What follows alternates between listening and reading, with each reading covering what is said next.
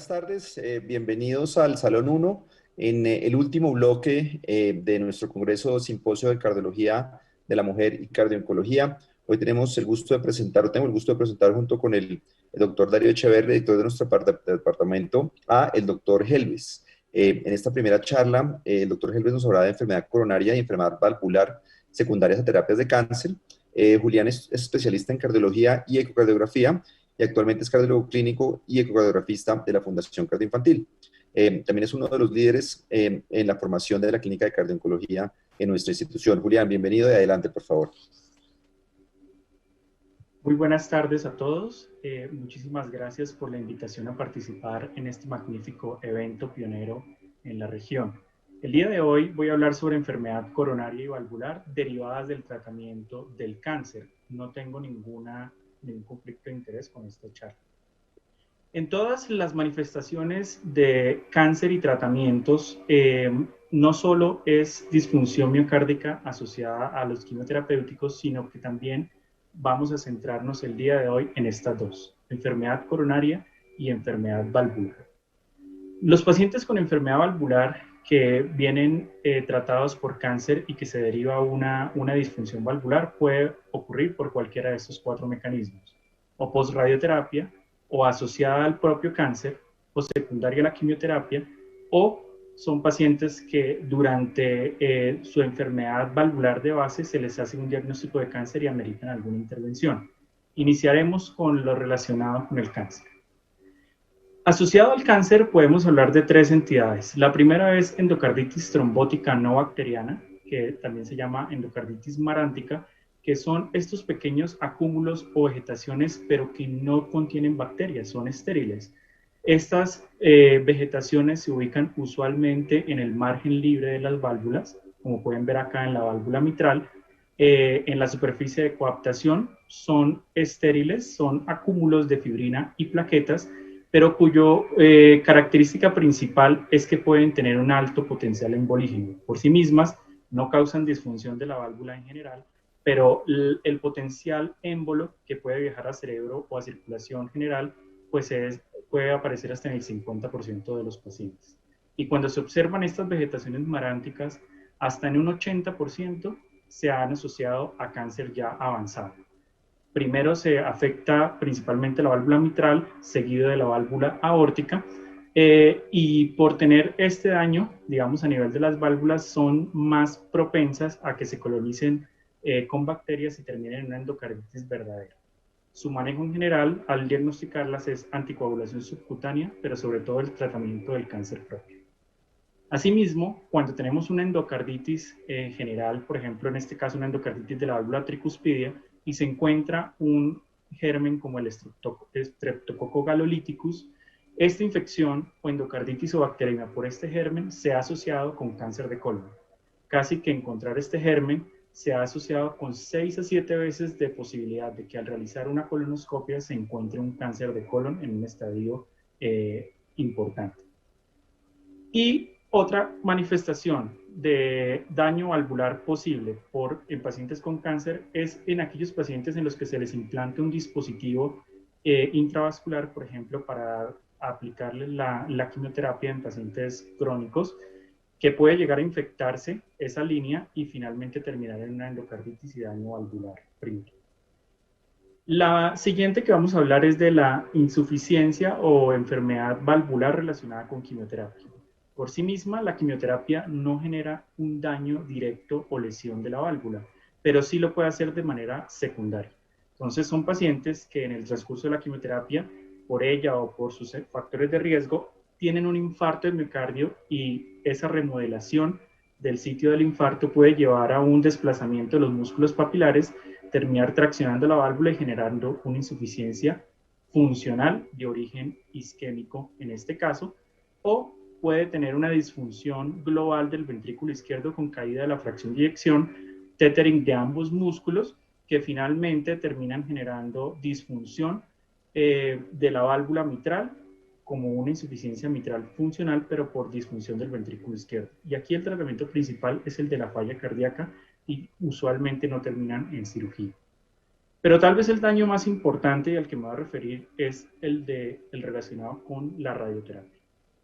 Los pacientes que tienen cáncer y que han sido sometidos a radioterapia pueden tener todo este espectro de posibilidades de daño.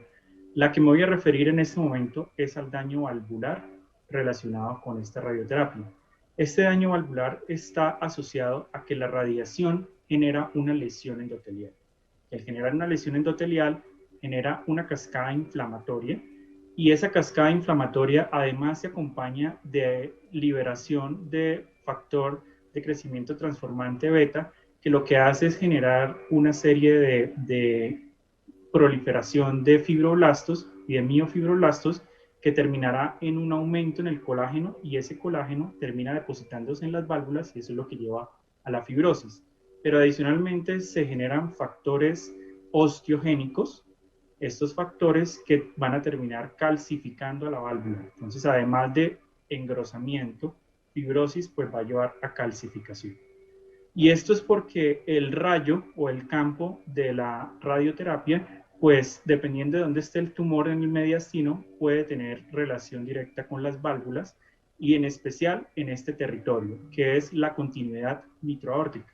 Esta continuidad mitroaórtica, adicional a las válvulas, pues también sufre daño, hace fibrosis, engrosamiento y calcificación, y ya se ha visto que esto es un detonante y un acompañante del daño valvular mitral y aórtico. Entonces miren cómo usualmente se ve acá esta continuidad mitroaórtica, que es esta misma, y cuando hay un engrosamiento y calcificación de esta continuidad mitroaórtica, ya se ha visto que los pacientes que tienen esta condición tienen mayor mortalidad cuando tienen cirugías de origen cardíaco relacionados con radioterapia. ¿Cuánto? Hasta 6 veces más de riesgo de fallecer si tienen este compromiso de la continuidad mitroaórtica. Este es un caso que tuvimos el año pasado, una mujer de 79 años que por cáncer de seno izquierdo tuvo mastectomía, quimioterapia con basada en antraciclinas y radioterapia en el 84, es decir, hace 36 años. En ese momento recibió y fue curada de su cáncer, pero justo hace un año llegó con falla cardíaca y se le documenta este eco con una marcada calcificación de esta unión mitroaórtica, engrosamiento de la válvula aórtica, engrosamiento y calcificación de la válvula mitral, generando disfunción de la válvula, tanto por estenosis como por insuficiencia, que en el eco transesofágico pues se diagnostica una insuficiencia mitral leve a moderada, pero con una insuficiencia aórtica moderada a severa y se acompaña también de compromiso tricuspídeo. Este es un caso de una cardiopatía dilatada de origen mixto, puede ser tanto por la quimioterapia que recibió previamente, pero también adicionando componente valvular por la insuficiencia aórtica.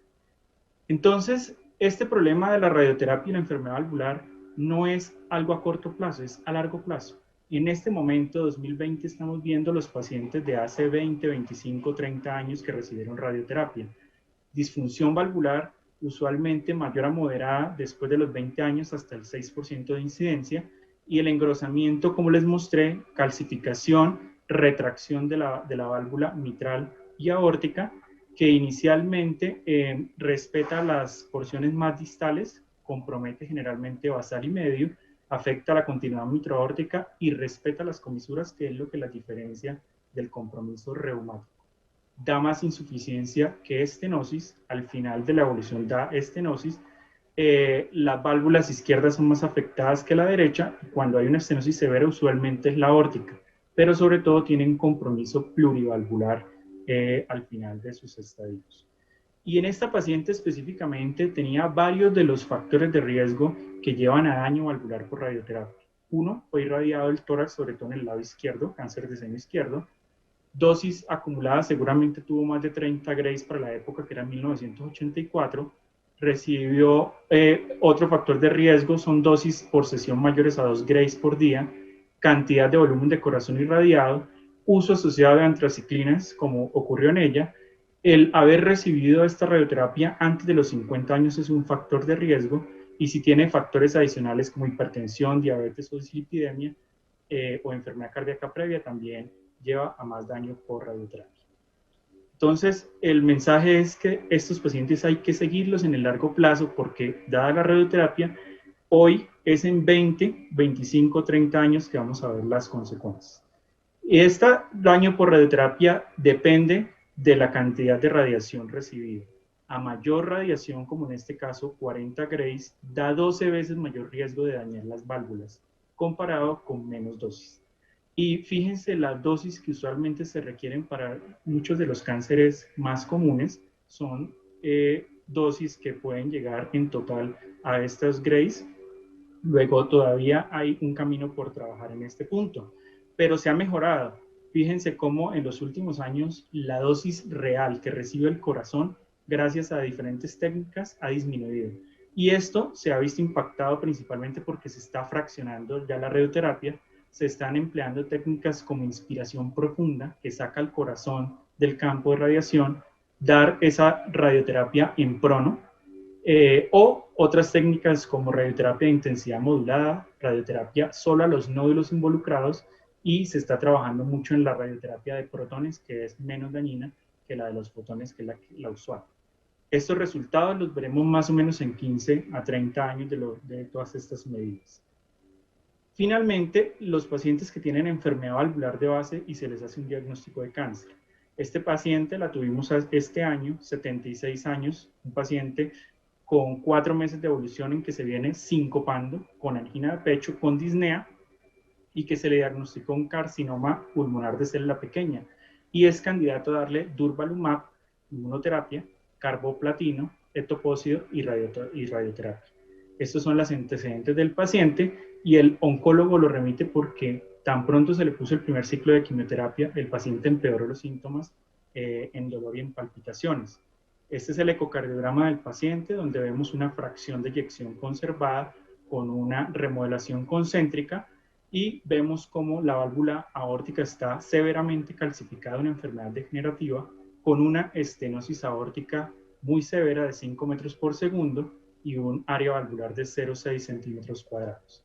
Hicimos el trabajo del grupo de cardiología con el Heart Team, el oncólogo, en la junta, y definiendo que el paciente tenía un pronóstico de su cáncer mayor a un año, se pasó a evaluar todas las comorbilidades del cáncer activo, el tratamiento que estaba recibiendo, la fragilidad que el paciente tenía por EPOC y por otras condiciones pulmonares, su edad avanzada, y se llegó a la conclusión de que este paciente tenía un muy alto riesgo quirúrgico, y se terminó llevando a una TAVI.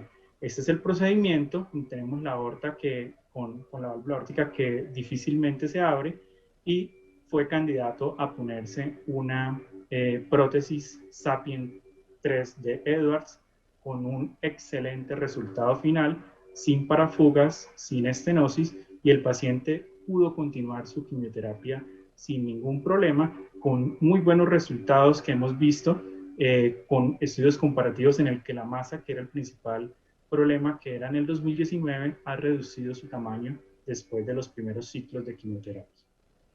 Entonces, el seguimiento de estos pacientes a largo plazo, post-radioterapia, pues inicia a los 10 años de haberla recibido.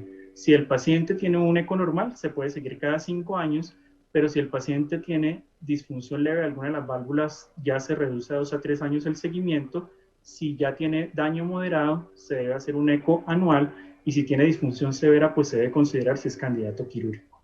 Pero el problema de la cirugía es que en todos los escenarios, la cirugía cardíaca en pacientes que fueron sometidos a radioterapia y se va a llevar a cirugía por un problema valvular, les va muchísimo peor en mortalidad, tanto intrahospitalaria como a largo plazo, comparado con los pacientes que no fueron llevados a radioterapia previamente.